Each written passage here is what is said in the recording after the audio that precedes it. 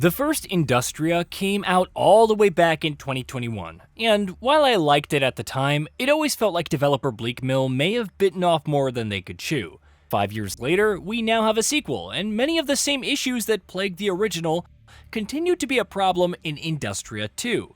Despite the development team clearly being ambitious with its story, gameplay, and visuals, Industria 2 is held back by uneven technical performances, some awkward level design, and inconsistent polish. That said, our experience across two different PC setups also showed that some of its worst issues may be hardware or configuration specific, because underneath those problems is a solid, atmospheric, slow-paced shooter that often works better than its roughest moments suggest.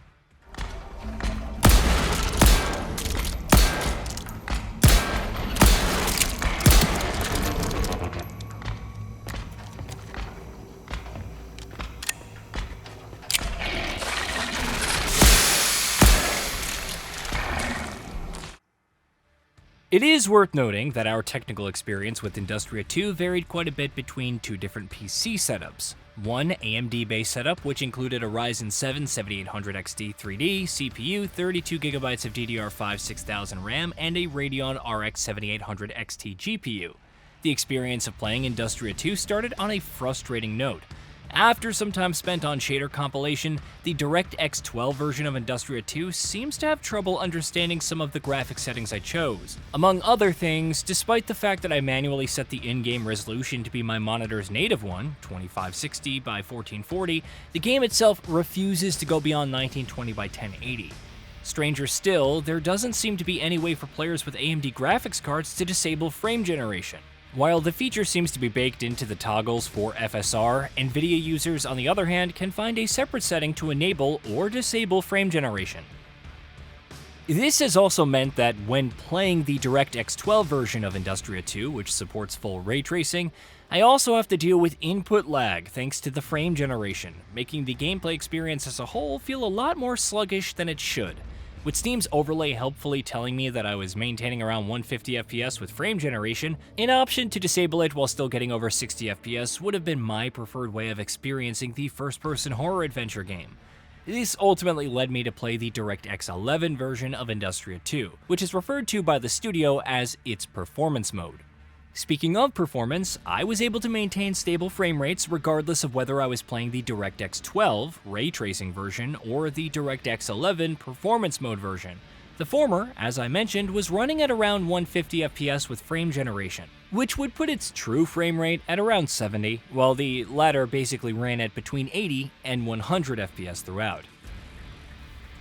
When it comes to the game itself, I would be remiss to not mention the sheer number of bugs related to physics, movement, and even NPC chatter triggers that I experienced throughout my time with the game on my AMD setup. Interact with a wooden plank, for example, at a slightly off angle, and you're likely to see it fly away into space. Movement also feels strange. Aside from the general sluggishness brought on by frame generation, there are also quite a few invisible walls that tend to completely halt your momentum. One memorable and downright hilarious bug that I experienced in the earlier parts of Industria 2 was the fact that crafting bullets kept prompting the nearby NPC to give me the entire bullet crafting tutorial again. While this last one didn't really impede my progress throughout the game or make things less fun on a second-to-second basis, it still acted as a major indicator that Bleakmill needed to spend a lot more time on polishing Industria 2 before releasing it. However, on our Nvidia-based setup, the experience was noticeably smoother. Running the game on an RTX 3080 Ti, a Ryzen 9 5950X without DLSS, Industria 2 delivered decent overall performance. There were noticeable drops in some outdoor areas, but the game was generally stable and playable. I did not encounter the same crash-heavy experience, though I did run into one serious progression blocking bug that forced me to reload the entire chapter. That was messy and frustrating, but it was not enough to completely derail the overall experience. Updates have already addressed some issues, but Industria 2 still feels like a game that would benefit from some more polish. As for the game itself, Industria 2 is a first-person action horror game in the vein of something like Resident Evil Village, where your time will often be split between slow, methodical exploration and intense combat against horrifying monstrosities. The twist here is that rather than simply pressing a button to open a door, you have to hold down the interact key, the left click in my case, and drag the door open. This has the side effect of making the game's world feel a lot more like a real place where physics seem to apply, and even makes encounters with enemies a scarier prospect since you can't simply open a door to quickly run past them. The Resident Evil influences in Industria 2 go deeper than just genre conventions as well.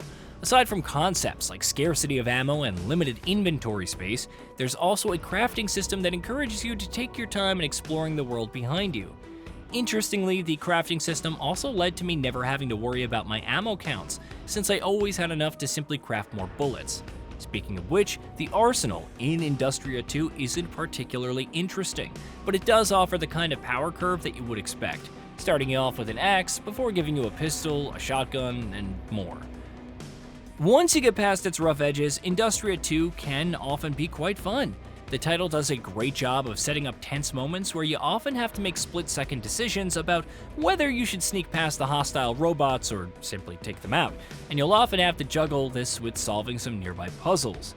Even the pacing is quite well done, and while it starts slow, things quickly escalate once you've wrapped up the opening, gotten your hands on a gun, and have to travel to a new area. The crafting system is also decent. It's not especially deep, but it gives exploration more purpose and makes resource management feel meaningful without becoming annoying. Weapon progression follows a similarly simple but effective structure. You can upgrade your weapons and feel a gradual sense of growth without the system getting in the way of the game's pacing.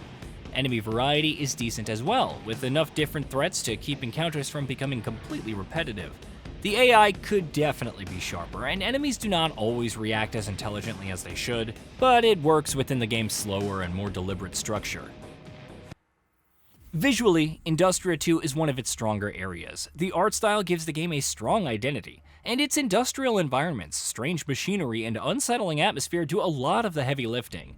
The sound department is less impressive, it gets the job done, but for a game so dependent on atmosphere, it could have done more to heighten tension, sell environmental details, and make combat feel more impactful. Level design is also uneven. Industria 2 often presents spaces that look more open or explorable than they actually are, with plenty of closed doors and blocked routes that can make areas feel more restrictive than expected. It's not a deal breaker because the overall structure still works, but it does occasionally make exploration feel less natural than it should. The story of Industria 2 picks up some time after the events of its 2023 predecessor. The game puts you in the shoes of Nora, trapped in an alternate version of Germany where an AI named Atlas is running things and creating horrific creatures. Despite your best efforts in the previous game, you find yourself still stuck in this alternate world, looking for a way to get back to your own dimension while also dodging the strange things that Atlas has created. The premise and story are quite interesting, and do a lot to offset some of the more annoying aspects of the game. Industria 2 is a rough but worthwhile sequel. Its technical state is uneven, and our experience varied significantly between two PC setups, with one AMD-based configuration facing far more issues than an Nvidia-based one. It also has some awkward level design, AI that could be better, and at least one serious progression blocking bug that forced the chapter to reload. Even so, its slow and methodical gameplay, decent crafting, simple but effective weapon progression, solid enemy variety, strong visual identity, and compelling atmosphere make it easier to appreciate than its roughest moments suggest. It needed more polish, and players should be aware that the technical experience may vary, but there is enough here to recommend it to fans of atmospheric first-person horror adventures. Hey, did you know that we at GamingBolt upload new videos every day? Stick around, drop a like, subscribe, and hit that bell, and let us know what kind of content you'd like to see in the future with a comment below.